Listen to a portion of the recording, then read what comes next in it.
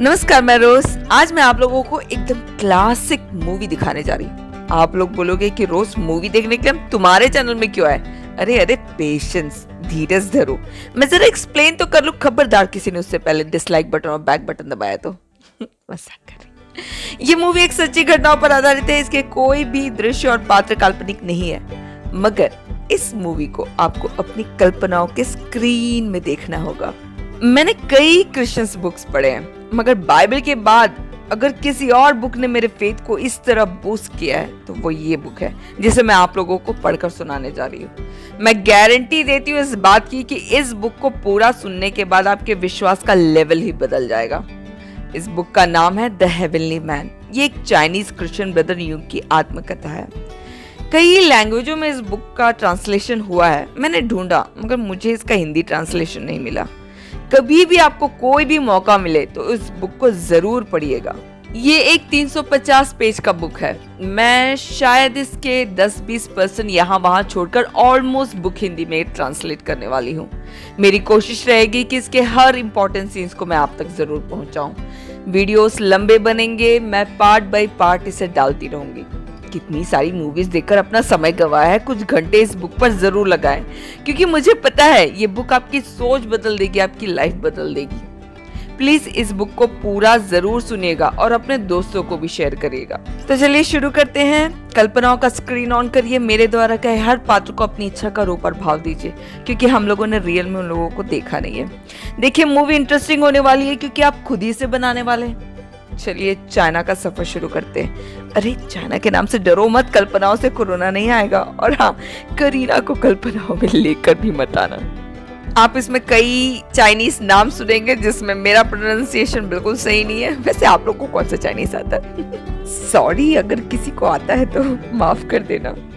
सन 1958 Chinese leap year के time में 5 बच्चों में चौथा बच्चा एक पुराने ट्रेडिशनल खेती किसानी करने वाले चाइना के दक्षिण भाग के हिनान प्रांत के लियू लाओ जुआंग नाम के गांव में पैदा हुआ। नाम लियू जिनिंग, जिन्हें क्रिश्चियन फ्रेंड्स ब्रदर यून बुलाते हैं। 100 मिलियन की आबादी वाला हिनान प्रांत, जिसका एक छोटा सा गांव जहाँ के सभी 600 परिवार किसान थे। आलू, बाजरा, गेहूं के साथ साथ कैबेज और कंदमूल की खेती करने वाले किसानों का एक गांव। और उस गांव का एक छोटा सा सिंपल सा मिट्टी से बना एक घर, जिसका छत गेहूं के सूखी भूसी से बना, जहां बारिश के समय में पानी अक्सर अंदर आने का रास्ता ढूंढ ही लेती थी। और ठंड के समय ठंडी हवा दीवारों के दरारों से अंदर आने से कभी नहीं चूकती थी।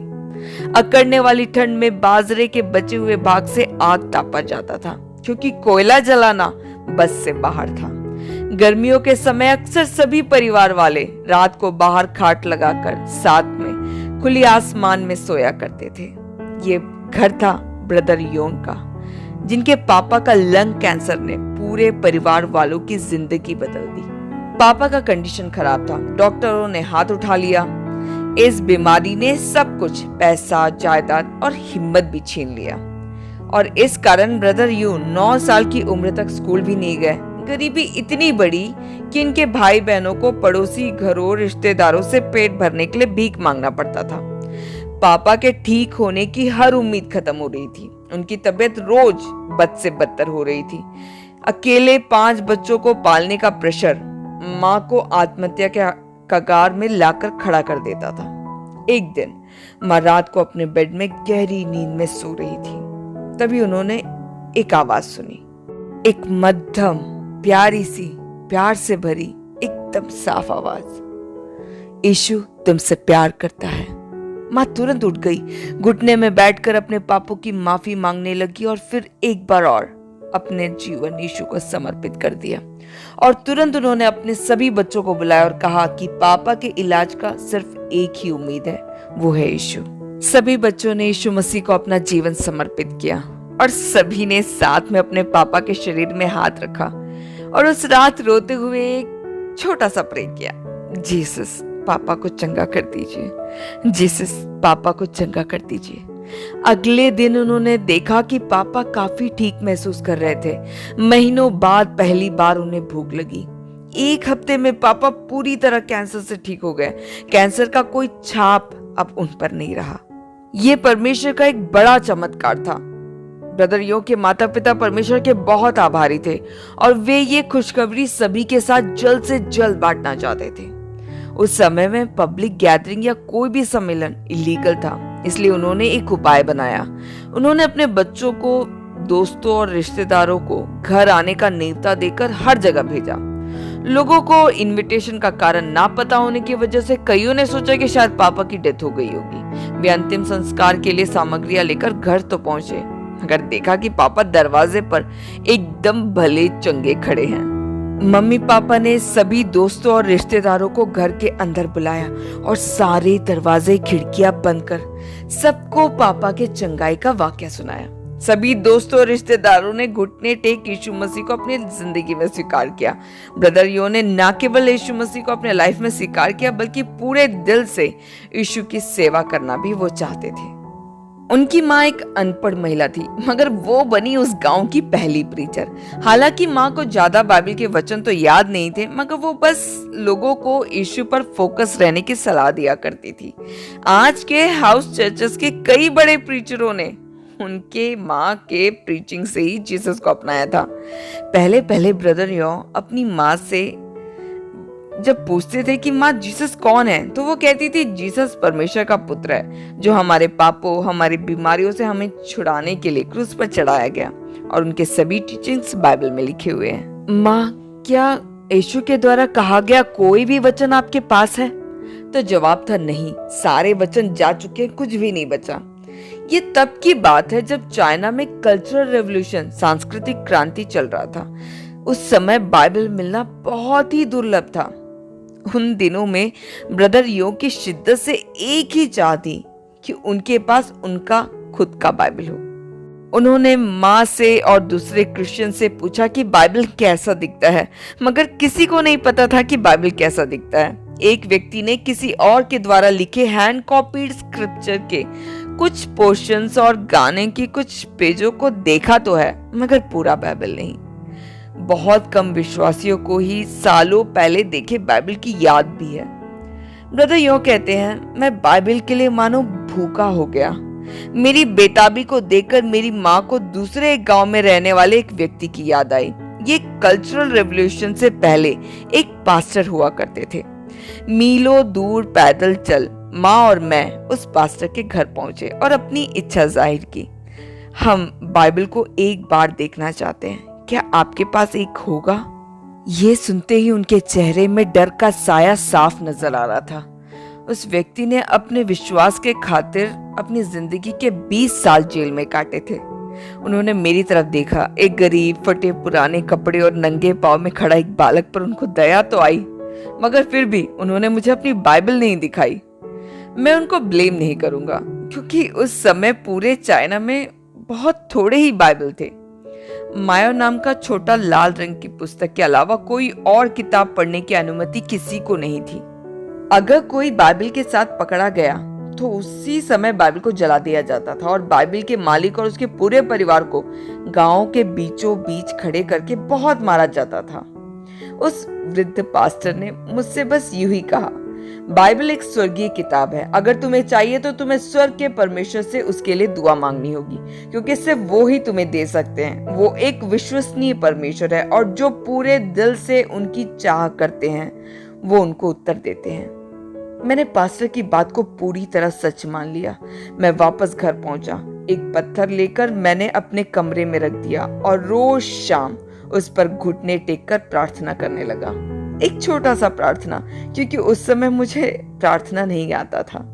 बस इतना ही, परमेश्वर मुझे एक बाइबल दे दीजिए, आमीन। मैंने लगातार 1 महीने ऐसे ही दुआ मांगी, मगर कुछ न हुआ।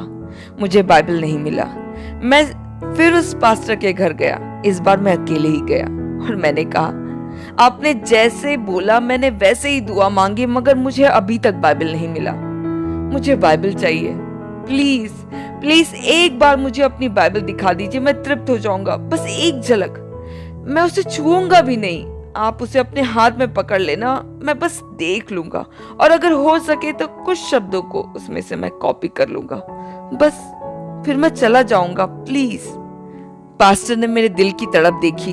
उन्होंने कहा, अगर तुम सच में सीरियस हो तो सिर्फ घुटने टेक कर दुआ मांगने से नहीं होगा, तुम्हें रोना और उपवास करना होगा। जितना तुम रोगे उतनी जल्दी तुम्हें मिलेगा। मैं वापस घर पहुंचा। सुबह और दोपहर को ना पानी ना खाना, सिर्फ शाम को एक समय एक छोटे से कटोरी में थोड़ा सा चावल बस। मैं एक भूखे बच्चे की तरह अपने स्वर्गीय पिता से वचन में भरने की चाह करता रहा। अगले 100 दिन तक मैंने एक बाइबल के लिए दुआ मांगी। अब ये मेरे बस से बाहर लगने लगा। मेरे माता पिता को भी लगने लगा कि शायद मैं अपना आपा खो दूंगा।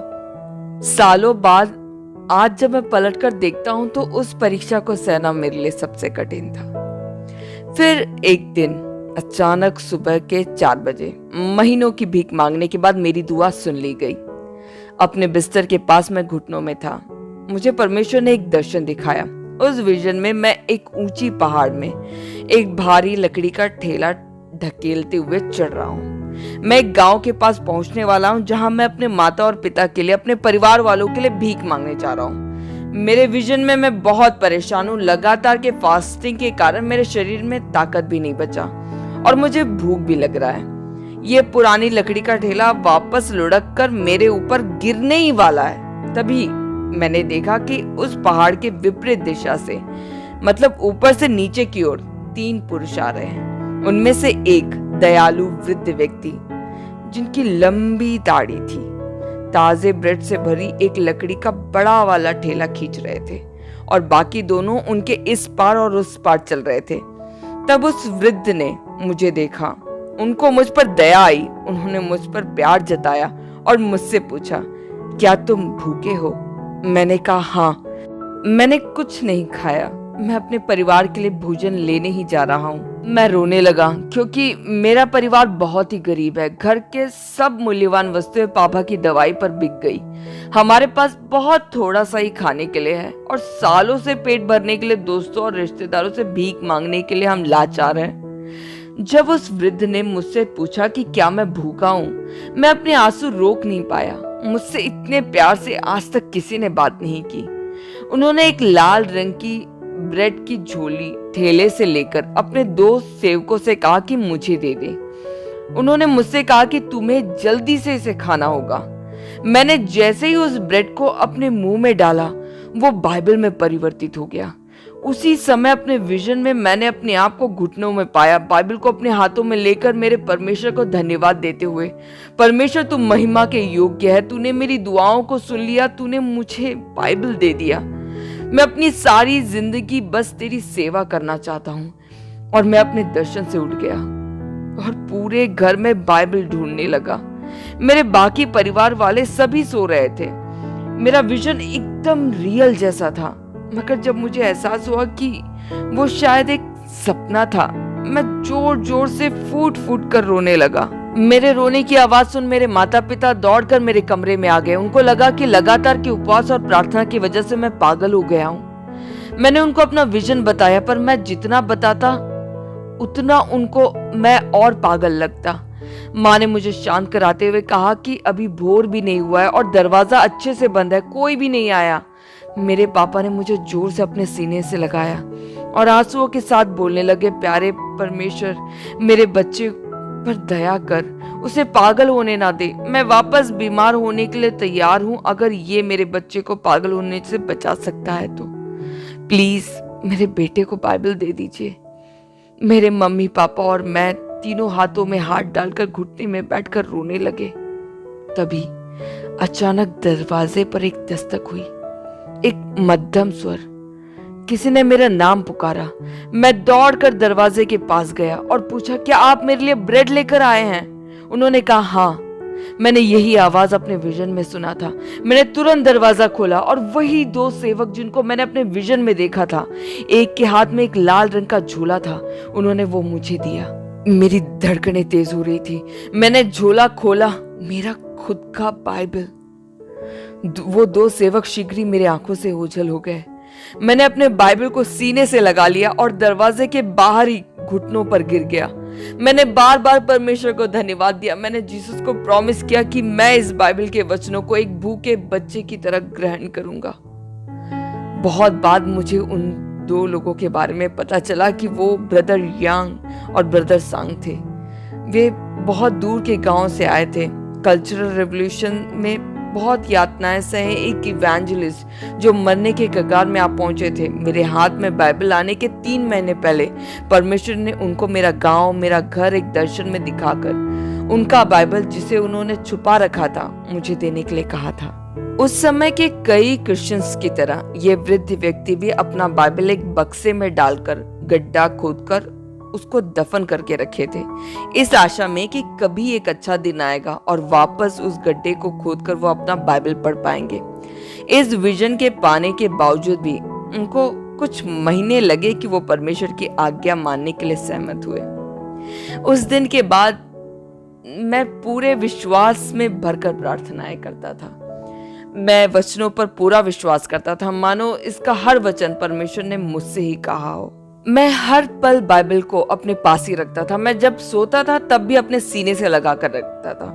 मैंने उसके हर एक टीचिंग को एक भूखे बच्चे की तरह ग्रहण किया। ये मेरा परमेश्वर की तरफ से पहला गिफ्ट था। रोज सुबह से शाम तक मैं बाइबल पढ़ने लगा। जब मुझे खेत जाना होता था तब भी मैं बाइबल को अपने साथ लेकर जाता था और जब भी समय मिलता था मैं उसे पढ़ता था। शुरुआती समय में बाइबल पढ़ना मेरे लिए उतना आसान नहीं था, क्योंकि मैंने सिर्फ 3 कक्षा तक पढ़ाई की थी और बाइबल चाइनीज के पुराने ट्रेडिशनल लिपि में लिखी गई थी। मुझे एक डिक्शनरी मिली जिसकी सहायता से एक एक शब्द को देख देख कर मैंने पढ़ाई की।